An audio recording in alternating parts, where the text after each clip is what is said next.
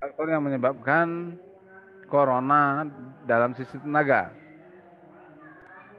As mentioned earlier, the line voltage of the conductor is the main determining factor for corona in transmission line. Jadi yang menjadi faktor utama adalah tegangan listriknya atau tegangannya.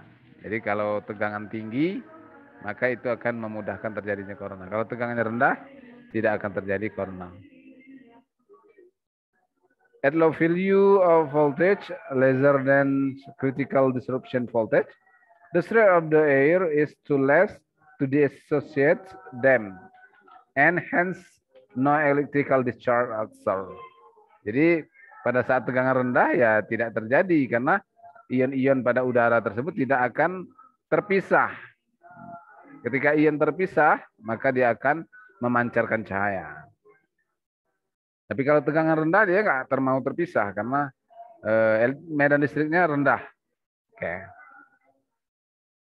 Same with increasing voltage, corona effect in the transmission line occur due to the ionization of the atmospheric air surrounding the cable. Jadi dengan dinaikkannya terus tegangan akan mengakibatkan terjadinya ionisasi. Nah, ionisasi. Jadi ionisasi itu maksudnya molekul-molekul udara menjadi ion-ion yang bermuatan. It's mainly affected by the condition of the cable as well as the physical state of the atmosphere. Let us look into the criteria now with greater detail. Jadi detailnya apa sih kriteria untuk terjadinya corona itu?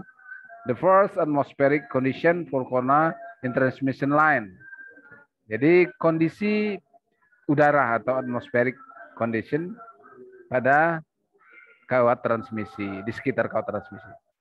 It has been physically proven that the voltage gradient for the electric breakdowns of air is directly proportional to the density of air. Jadi kepadatan udara.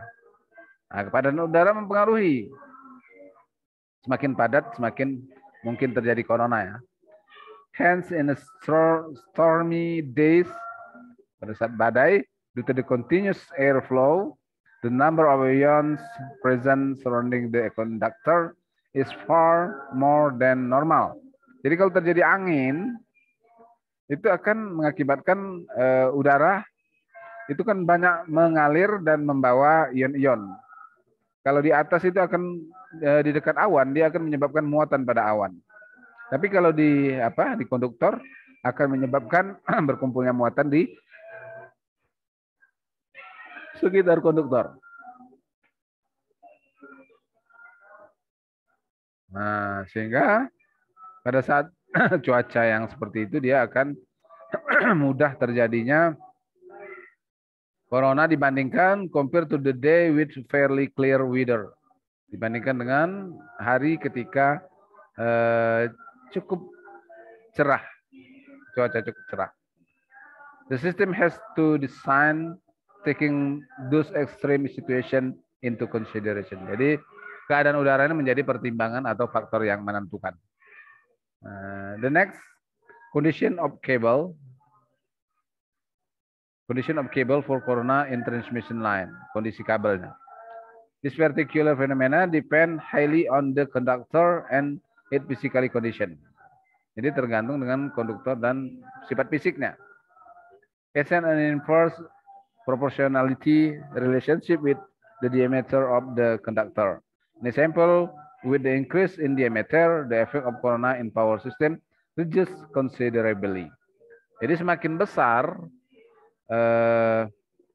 diameter kabel itu, semakin kecil kemungkinan terjadi corona atau berkurang kemungkinan terjadi corona. Jadi semakin besar, semakin kecil penghantarnya atau kawatnya akan semakin mudah terjadinya corona. Nah, the next spacing between conductor. Jadi jarak antar kawat yang berbeda tegangan. Kalau yang sama tegangannya enggak ya. Kan ada kawat itu yang berkas, namanya penghantar berkas yang terdiri dari beberapa kabel, misalnya gini ya. Saya gambarkan 1, 2, 3, 4. Kemudian diikat dia. Nah, baru di